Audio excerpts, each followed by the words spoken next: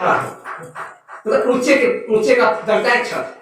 तो आप सीढ़ी पे चढ़ेंगे छत जाने के लिए, तो पहले डंडे पे आपने पैर रखा है, तो उस डंडे को आपको छोड़ना होगा, तब दूसरे पे जाए पहुंचेंगे, और दूसरे पे जब पहुंचोगे तो उस डंडे को भी छोड़ देना होगा, तब तीसरे पे पहुंचोगे, अब तीसरे पर पहुंचने के बाद तीसरे को भी छोड़ देना है भाई, तभी तो छत मिलेगी। अगर फर्स्ट स्टेप पहले डंडे पर आप खड़े हो जाए और सोचे इसको नहीं छोड़ेंगे, अगर हम सोचे कि इस डंडे को नहीं छोड़ेंगे तो क्या छत मिल सकती है, क्या जिंदगी में शांति मिल सकती है? जिसकी तलाश में जो ऊंचे दर्जे की चीज है, क्या जीवन में शांति मिल सकती है? नहीं मिल सकती। कुछ पाने के लिए कुछ खोना पड़ेगा, बस इसी जगह पे हम अपनी गलती खा जाते हैं, मिस्टेक हो जाती है हमसे। हम कुछ छोड़ना नहीं चाहते हैं और उससे बड़ी चीज पाना चाहते हैं। हमें दृष्टांत याद आ गया, बहुत ही समझने की बात है, जिंदगी में काम देगा। अगर जिंदगी में कुछ बढ़ना चाहो और वास्तव में हकीकत में सुख और शांति पाना चाहो, इस बात को याद रखना जो आज मैं बताने जा रहा हूं। एक दृष्टांत याद आया, द्रौपदी की शादी नहीं हुई थी, उस समय की बात है। एक महात्मा जी आ गए, तो महात्मा जी सभी लोग अपना हाथ दिखाने लगे, अपना भाग्य पूछने लगते हैं, हमसे भी लोग पूछने लगते हैं महाराज क्या होगा, लेकिन बताना बेकार है, बताना पड़ता है कुछ, लेकिन बताने से भी लाभ नहीं। तो द्रौपदी ने भी महात्मा जी से पूछा कि महाराज जी मेरे भविष्य में क्या लिखा है, मेरे साथ क्या होने वाला है, जरा बता दो। तो महाराज जी ने देखा, हाथ हस्तरेखा देखी, कहा बेटा आपके जरिए से हजारों लोगों की जान जाने वाली है, भविष्य में आपकी वजह से, जिसका रीजन आप होंगी, हजारों लोगों की जान चली जाएगी और खून की धारा बहेगी। आपके मुकद्दर में ये लिखा है, और जिसका मेन कारण आप होंगी। बाबा जी थोड़े इसको बंद कर देगा। आप द्रौपदी घबराई, महाराज मेरी वजह से हजारों लोगों की जान जाएगी, खून की नदियां बहेगी, तो मैं तो नहीं चाहती ऐसा ना हो, इसका कोई उपाय है? महाराज जी ने कहा ऐसी कोई समस्या नहीं है जिसका कोई दुनिया में समाधान हो, ऐसी कोई भी प्रॉब्लम। एक बात याद रखना, हमारे संस्कारों बस, हमारे कर्मों बस कभी कभी दुख मेरे सामने आ सकता है, घबराना नहीं, लेकिन जब दुख आएगा, कोई समस्या आएगी, तो उसका कहीं न कहीं समाधान भी होगा। और अगर समाधान नहीं हो पा रहा है तो समझ लेना मेरे अंदर कोई कमी आ गई। 99 अगर दरवाजे बंद होंगे तब भी एक दरवाजा आपके लिए खुला होगा।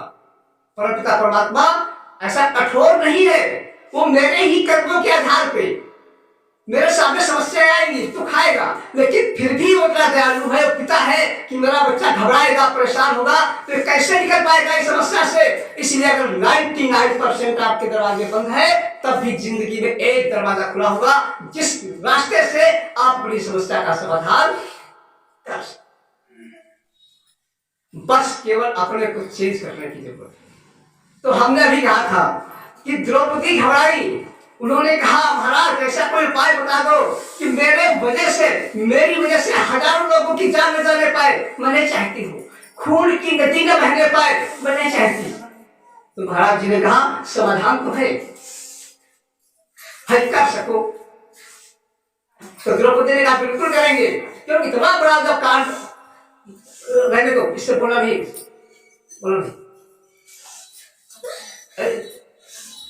बेटा सावधानी से सुनना, सावधानी से सुनना, इसी से कल्याण होने वाला है, दूसरा कोई मार्ग नहीं है, लास्ट मार्ग यही है।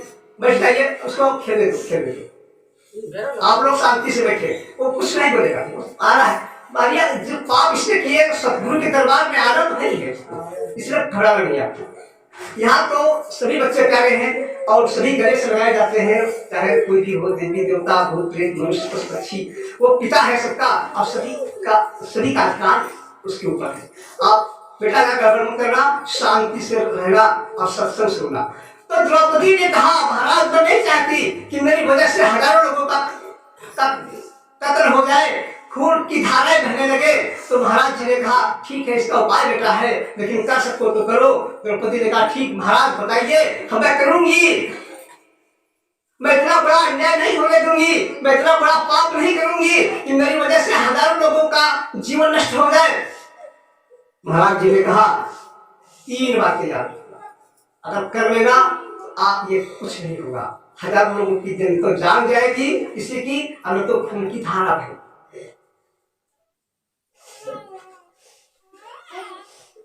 द्रौपदी ने कहा बताओ महाराज क्या करें। महाराज जी ने कहा बेटा पहले नंबर पर अगर कोई आपका अपमान करे तो बदले की भावना मत रखना, क्रोध मत करना। अगर कोई आपका अपमान कर दे, ये सबके पर नियम लागू है, सभी लोग गौर से सुनना।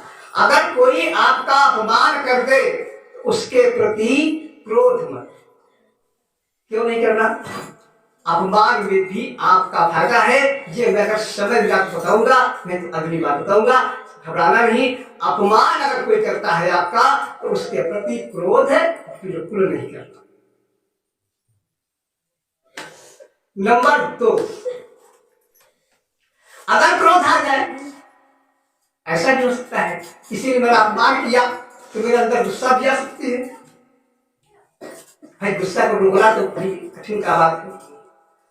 तो महाराज जी ने कहा अगर गुस्सा आ जाए बाई चांस, नहीं आप अपने को रोक सकते, तो बदले की भावना मत रखना। गुस्सा आ जाए तो बदले की भावना बिल्कुल मत रखना। और नंबर 3 बात, ये तो होगा दूसरे के प्रति, दूसरा कोई अपमान करता है तो उसे क्रोध मत करना कभी। अगर क्रोध आ जाता है, नहीं आप रोक पा रहे हैं कोई बात नहीं, तो बदले की भावना न रखना। और नंबर 3 बात, किसी का भी धोखे से अपमान मत करना।